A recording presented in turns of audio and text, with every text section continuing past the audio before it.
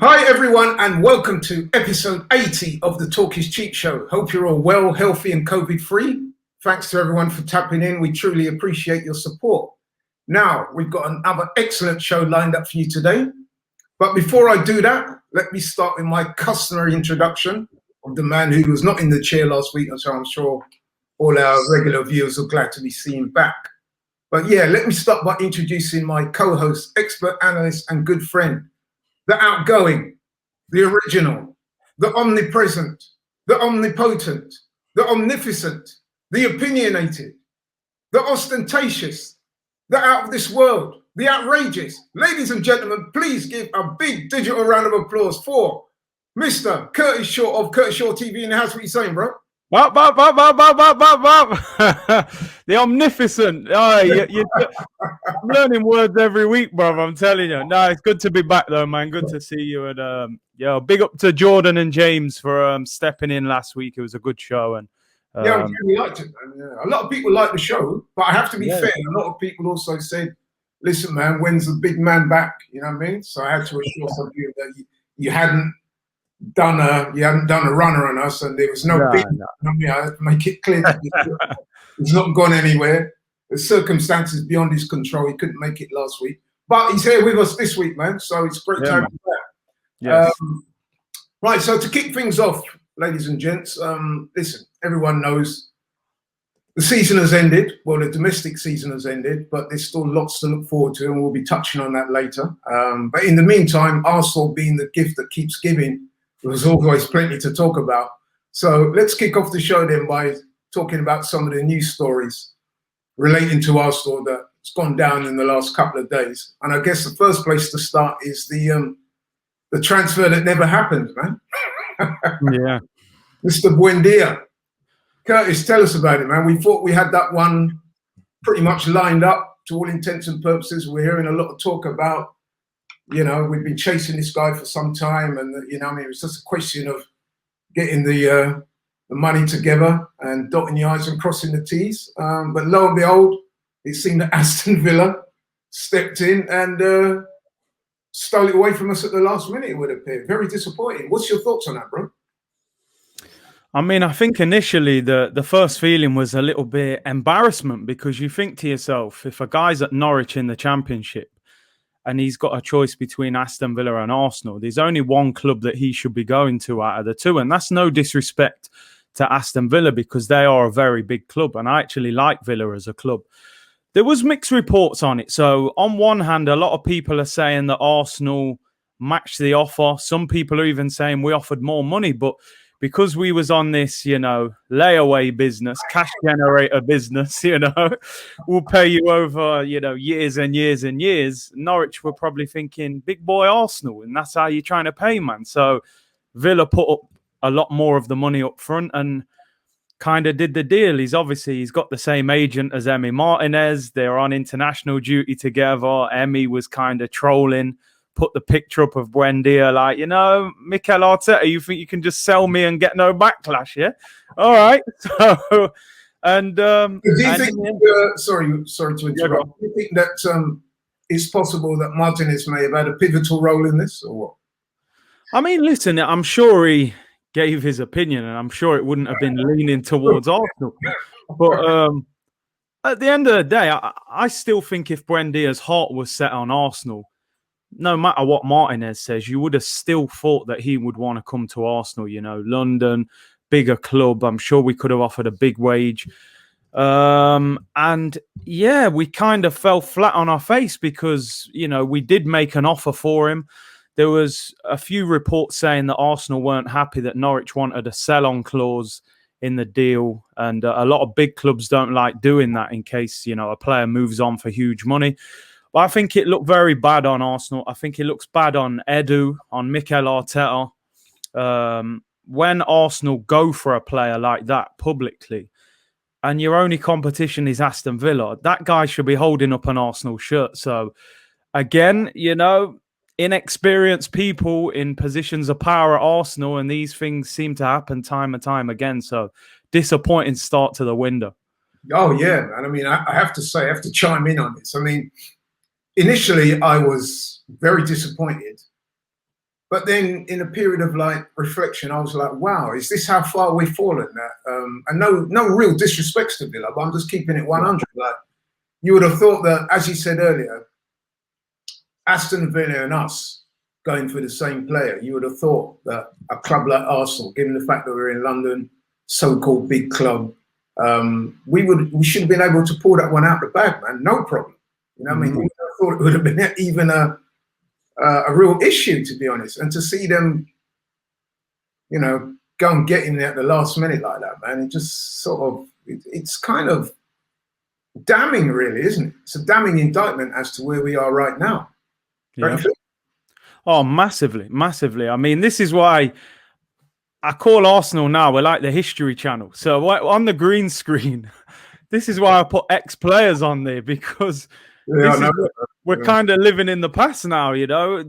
We're not the giant that we used to be. And the reality is Aston Villa would have probably said to him, look at the football they're playing. You know, they play exciting football. They've got the Grealish, McGinn, all these players. They beat Arsenal twice this season as well. They're a club really on the ascendancy at the moment, where Arsenal are kind of in free fall. We're protesting about the owner. The manager is kind of walking on thin ice. It probably looks like a bit of a mess to a player right now. So it is quite damning. But the only thing I will say is Arsenal have to bounce back from it. You know, he's not the only attacking midfielder in the world. Go and get someone else and, you know, give the fans something to believe in. The window's open. We haven't sold anyone, bought anyone. They need to get moving quickly, man. You're absolutely right. But then some fans, myself included, would turn around to the lots of you and say, well, listen, if we can't even get Buendia across the line, where's the hope that we're going to get somebody half decent in?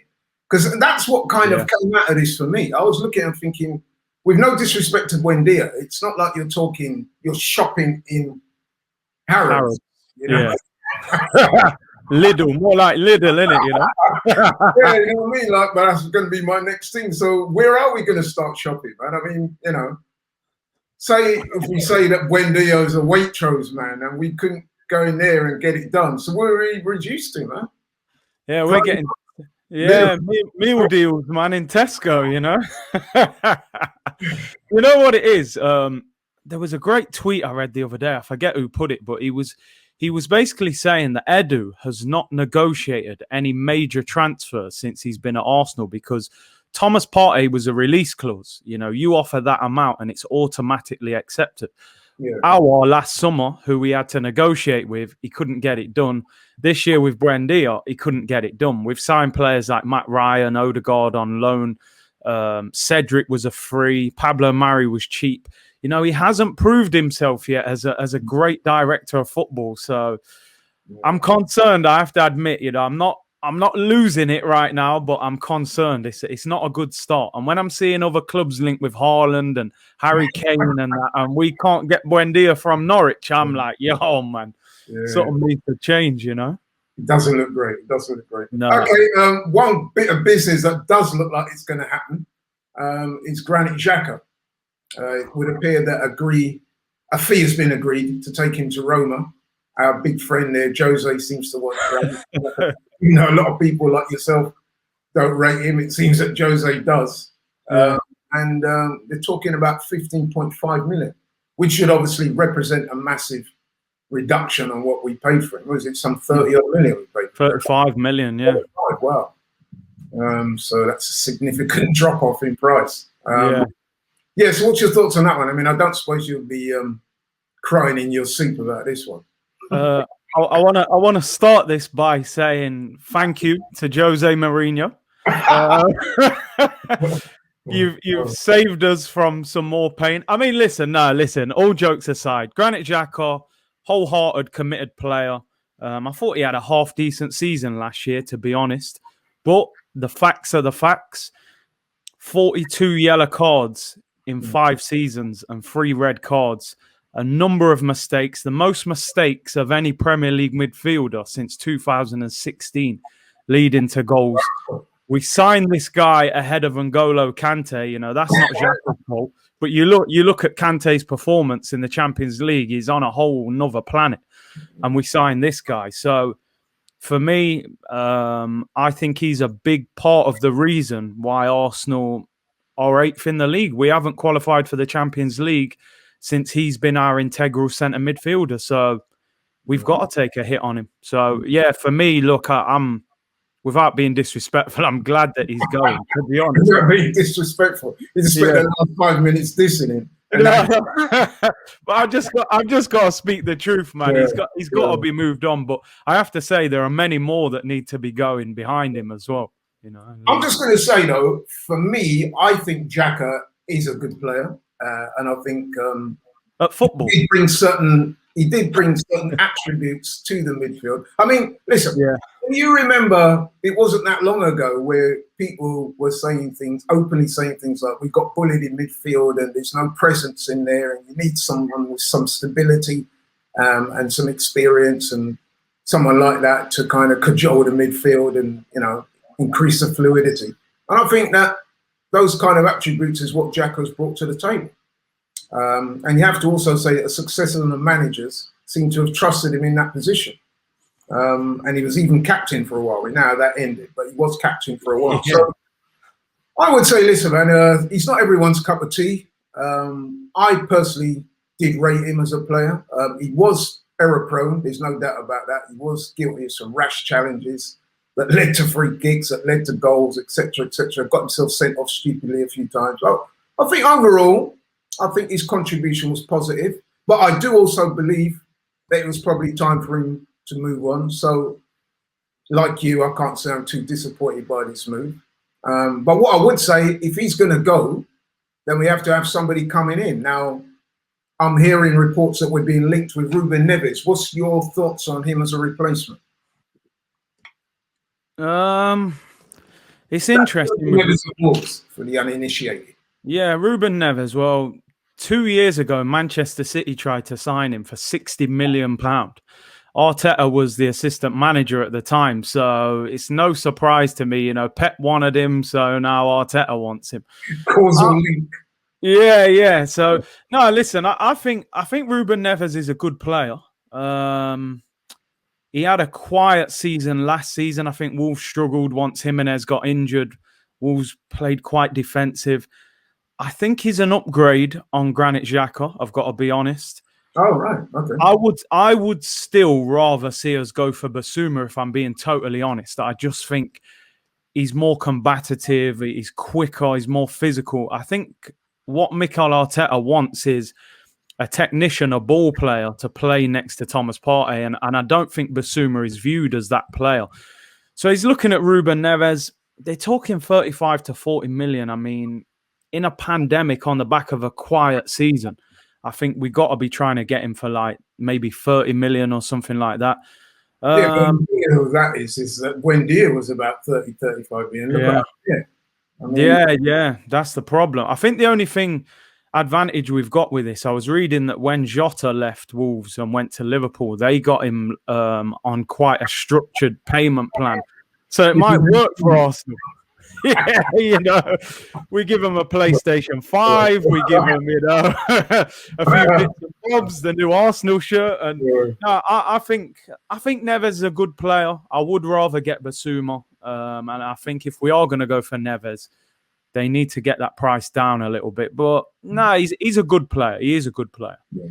It's interesting that you should talk about that structured deal. It kind of put me in mind. I remember back in the day when me and Robbie used to go to New York quite a lot. They used to have this thing in the shops where if you couldn't afford to buy something, they'd have this thing they call layaway. You know layaway, yeah.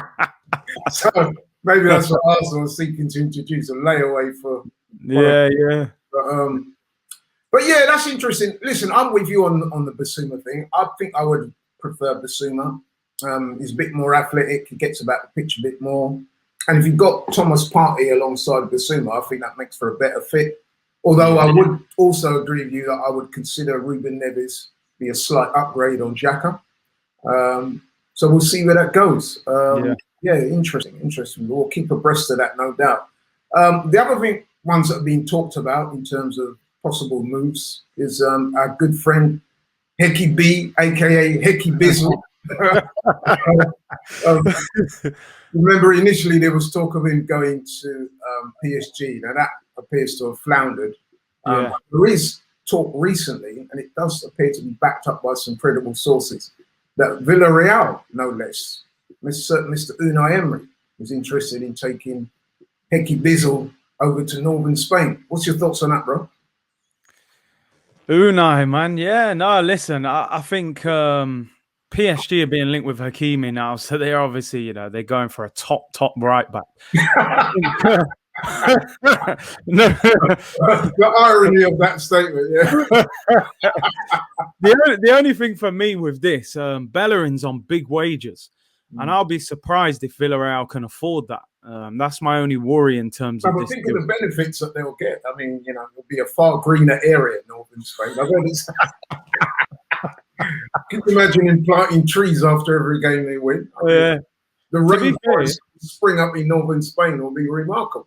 I know. And do you know what? I think obviously with them winning the Europa League now, they're in the Champions League. Maybe they've got extra cash.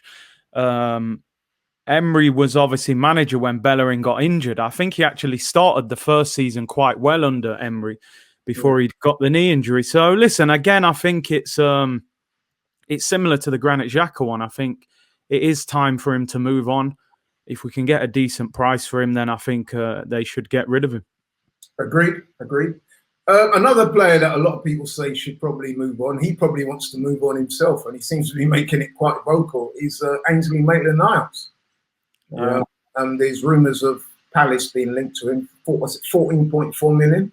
But some of the statements being attributed to Ainsley have been quite interesting. He's basically telling the club, listen, you either commit to playing me or sell me.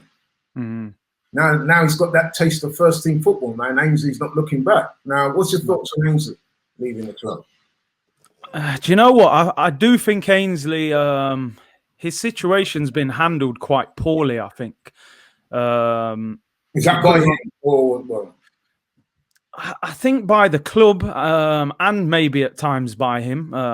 You look at the start of the season, 20 million offer from Wolves. Mikel Arteta really should have said, you know what, we'll take that and use that money for another player. Instead, he just kept him and didn't play him, loans him to West Brom. He gets relegated, and he's probably worth less now than he was a year ago. So you've actually made that situation worse for yourself.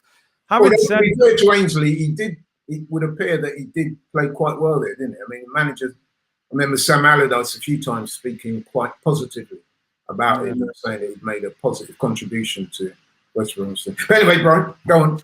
Yeah, it's just one of them. I kind of look at it with Ainsley, and I think when Bellerin got injured, he had the perfect opportunity to really establish himself as Arsenal's right back. I know, you know, whether he wants to play centre mid or right back, he could have built his future at Arsenal. All of a sudden, you're at West Brom centre mid, even though he did quite well there, because they got relegated. People are just going to look at that as a failure. You know, Gareth Southgate's dropped him. Arsenal look like they're going to get rid of him. I think, you know, the interview he did with the press won't help him having a future at Arsenal, because once you start talking to the newspapers and saying, you know, basically criticising your own manager, there's only one way this is going. So I think he'll leave this summer. I think 14 million is way too cheap. He's like 23 years of age. He's an England international. You know, but Arsenal are very poor at selling players, so I think he will go for cheap. But yeah, I think Ainsley will probably move on this summer. I think you're right, and I think Ainsley's not a silly man, and I think that those interviews he gave to the press were probably quite tactical insofar as he's trying to push it across the line, isn't he? Yeah, I think he's just basically putting his cards on the table indirectly and saying, I want to leave. And I agree with you. I think it'd be mutually beneficial if they sell him. I mean, I also agree with you that 14.4 is a bit cheap. But having said that, man, if you can, you know, get him out the door, get some money in, you never know. The next time we're asked to pay 30 million for a player, we might be able to afford it. I just want to ask you briefly, I haven't heard much in the way of Joe Willock recently, but there has been this conjecture over whether he should come back or whether we should sell him to Newcastle or whatever. What's your thoughts on that, bro? Because I didn't get a chance to ask you about this last week. Yeah, I mean, I think we touched on it before. For me, I think Joe Willock's done really well at Newcastle, and I think he has earned the right to be given a chance. But my issue is, I just don't see in this system how he gets into the team, because I don't think Arteta plays a formation that suits him. I can't see him playing deep lying midfielder next to Thomas Partey. I don't think he's got that kind of discipline to play there. Yeah. And then you've got the 10 role where kind of Smith Rowe or Odegaard or whoever we sign plays. I don't think Willock is either a number 10 either. He doesn't play as high as that. He's more of a number 8. He likes to play in a 3-man midfield. I would probably let him go at the right price, which is a shame because he's come through the system and shown promise. But I just think to bring him back and have him on the bench would be a waste of time. I think you either play him or sell him. And I don't think Arteta will play him. So if you could get 20 to 25 million off Newcastle, maybe a sell-on clause as well, I would probably cash in on Willock as well. Yeah, I think you're right. And of course, him having those good performances and that goal scoring run at Newcastle, his market value is what I would call optimal at the moment. So it's probably the right time to cash in. Although, on a personal level, it is kind of, it would be kind of sad to see him go. And the ironic thing about that as well is that what have we always been crying out for at Arsenal? Yeah, goal scoring midfielder. So inadvertently, we find a player that ticks all those boxes, albeit at another club. And then what do? Turn around and sell him. So I don't know, man. But I think on balance, given everything you said there, it probably works for the parties concerned. Another mutual beneficial move. So let's see what happens. No definitive word yet, but see what happens there. Okay, so moving on then, away from the domestic football, as the football world knows, and pretty much everybody outside of the football world even knows, the Euros officially kick off this week, this Friday. Looking forward to that. It's going to be an amazing tournament, I would have thought, especially as we're now hearing that fans are going to be back in stadiums, albeit limited, but it'll be great to see fans back in stadiums. So a major tournament, a lot of the games to be hosted in this country. Opening game kicks off this week. That should be a really good one. Turkey versus Italy. Looking forward to that. Only 3 Arsenal players represented in the Euros. Maybe a reflection of where we are at the moment. Leno for Germany, and even he's not going to start, wouldn't have thought. Saka in England, wouldn't have thought he's going to start, although he might get a game or two or come off the bench. And Xhaka for Switzerland. I think out of those 3, realistically, Xhaka is probably the only one that's going to feature regularly for his country in the group games, but we'll see. But in terms of the tournament, Curtis, I know previously you've not been a massive fan of or advocate for international football, but I would imagine you're looking forward to the Euros, huh? No, listen, I love international tournaments. It's just, the qualifiers and the friendlies, mate. I'd rather, just watch paint dry. But no, the tournaments, I am looking forward to it. I'm hoping to see a lot of goals. Great that I think they're allowing 22,000 fans back into Wembley. They're obviously going to review after June 21st. They're even saying potentially it could be a full stadium. Wow. So, I'm really looking forward to it. There are a lot of good players. And like you said, not too much Arsenal representation. I think Tierney was the other one as well with Scotland. Sorry, Tierney. Scotland, yeah. But obviously there's not many others there. And he might be the only one with Xhaka who starts, and like you said, Xhaka could be gone by the weekend anyway. So, but no, I'm looking forward to it. Is it coming home or not? Probably. Well, a few questions I wanted to ask on that. Go on. Keep your powder dry, but I just wanted to have I've drawn up a little list of areas that I would like your opinion of, and I guess the first obvious one to start with is who's your favourites to win the tournament? It's got to be the French. World Cup winners. Kante's on fire. They've recalled Benzema, who I just think is a brilliant player as well. He got injured the other day, didn't he? So he got injured, but I think he tweeted yesterday that it was only a minor injury. Mbappe, Dembele, Griezmann, they're overloaded with talent, and I think they're definitely strong favourites to win it. Yeah. What was your? I don't know if you heard some of the thoughts that Micah Richards has expressed where he's basically saying talent-wise, the talent pool is exceptional. However, there's a lot of egos in that French squad. He didn't name names, but you can imagine who he's talking about. And he's saying that because of that, it may be that they don't get the optimum out of that team, and he doesn't think they'll win it because of that. What's your thoughts on it? Because a few people I know have kind of said he's made a very decent point when he says it. The only reason I'd probably disagree with it slightly is because you think the last Euros they got to the final, they lost in extra time, and then the World Cup they won. So the last two tournaments they have shown that despite those egos and under this same manager that they can perform. So I just think they've got so much talent on the pitch. I think it's theirs to lose, to be honest. I think if they perform how they're capable of, I don't see anyone beating them. But they have had dodgy moments. They are a lot of egos there, and Lloris in goal, and they've got one or two others. So, no, there will be teams who will fancy they can beat them. But I think France, definitely the favourites. Yeah, I would say that they would be the obvious favourites. But there are some good teams in this tournament. So, if I was to say to you, one of your tips for the outside. If we're going real, like outsider, one that we wouldn't really mention, I think Turkey look good. Honestly, they have got some good players. Demiral, the centre half for Juve. They got Sionchu at Leicester. Yilmaz, the striker, scored goals, won the title in France. I think they could be an outsider. I mean, whether they'll win it or not, probably not. But I think they will cause one or two upsets in this tournament. Yeah, that's a good shot. That's a good. What about your more established country, shall we say? The teams that have very good players, you like Belgium, Holland, Germany, England. Yeah. What's your thoughts there, bro? I think Portugal. You look at that Portugal. Sorry, how could I? Yeah, you look at their squad on paper, and obviously they're the holders. They won the last Euros.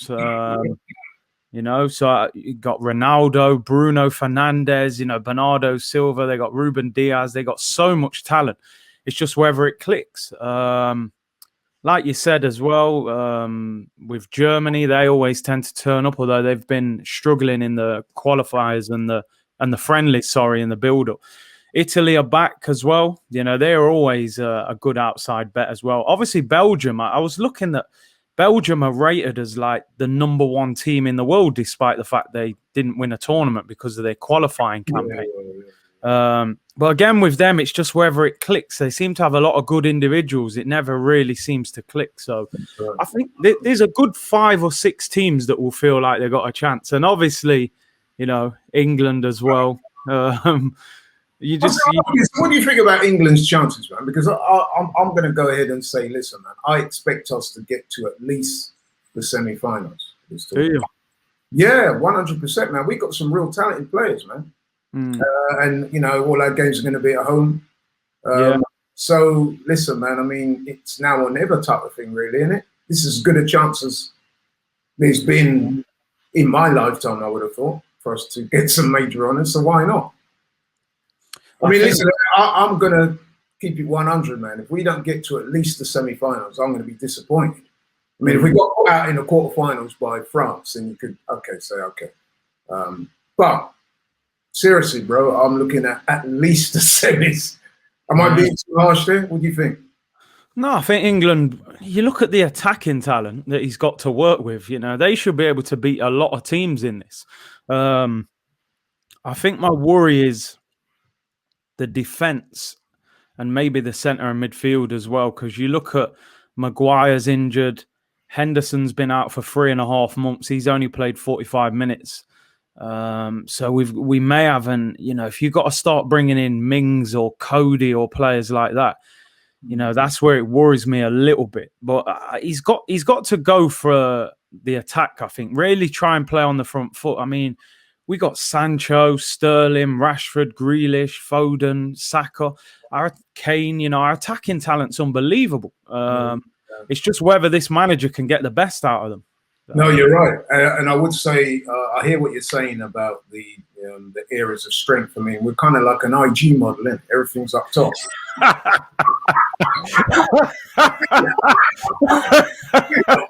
Oh my God.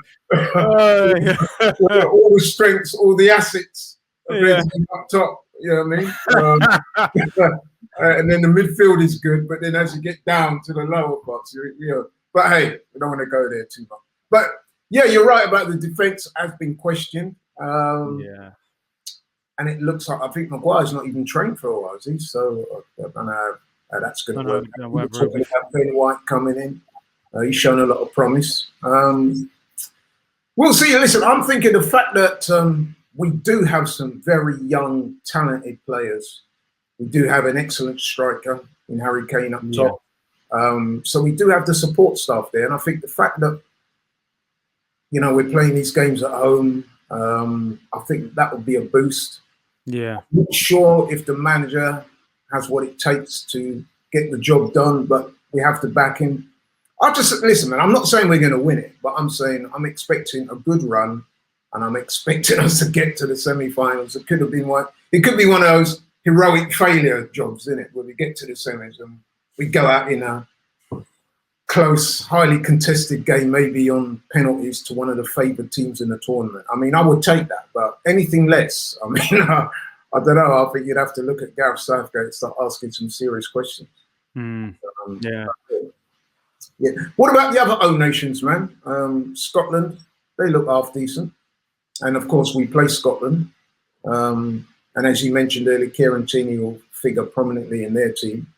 I think Scotland have got a half decent side, Yeah, they're not too bad. I mean, with this European Championships, I think you can finish third in your group and still qualify. I think the 4 best third place teams get through, and you only really need to win one game. I think Scotland could beat one of those teams in the group. Just obviously, hopefully not England. Yeah, but Wales have got a tough group. I think it'll be difficult for them. They're in with Italy and Turkey and Switzerland. I think a lot of their team obviously depends on Bale. If Bale and Ramsey. And Ramsey as well. If those two are up for it and firing, then they're difficult. But I think it'll be harder for Wales. But yeah, I'd like to see the home nations get through as well. It adds a bit of spice to the tournament. Absolutely. Yeah, it'll be interesting. A tip for player of the tournament. I mean, listen, I just think Mbappe for me. I just think he's an unbelievable player. He's so quick, and in that French team on the counter attack with Benzema's link-up play in the middle as well. I know it's a pretty obvious one to go for, but yeah, I'll go for Mbappe. And highest goal scorer? Top goal scorer.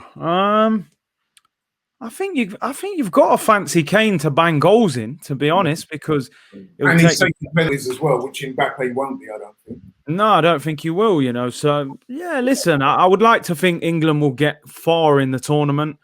He'll take the penalties and stuff like that. And, I mean, Ronaldo as well. But Portugal are in a tough group with France and Germany. So I don't think they'll score too many in the group stage.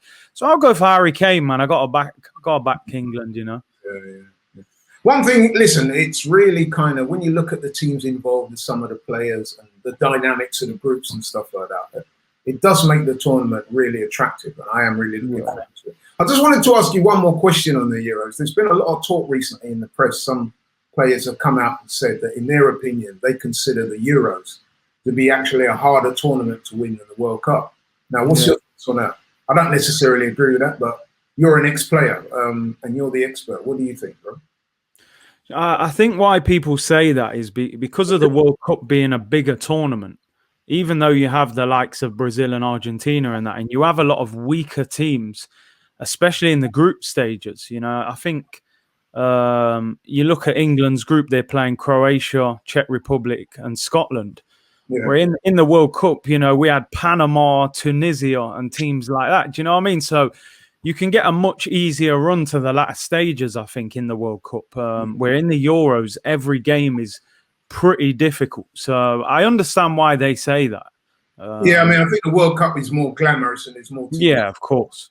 But the Euros, it's actually a very hard competition. I wouldn't say necessarily harder, but it is hard because, like I said, because of the amount of teams, the less teams that are in it. it does make for a very hard competition to navigate. But listen, man, thanks for your thoughts on that, bro. So you're going front win.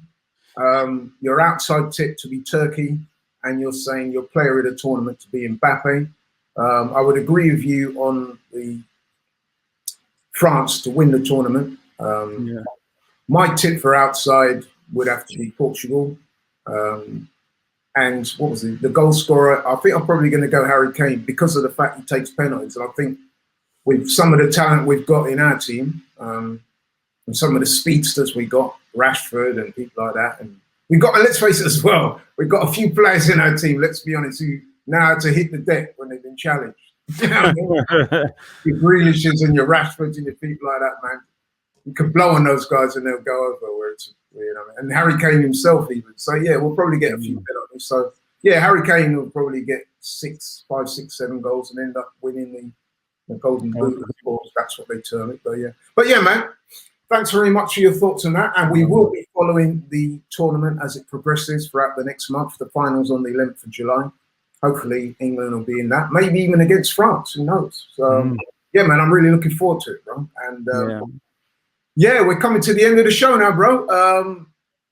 Everybody, listen, thanks for continuing to support the show. Thanks for your comments. Keep the show interactive, man. We like to know what you think of the comments made on the show. Tell us what you think about what Curtis said today about the Wendy going askew.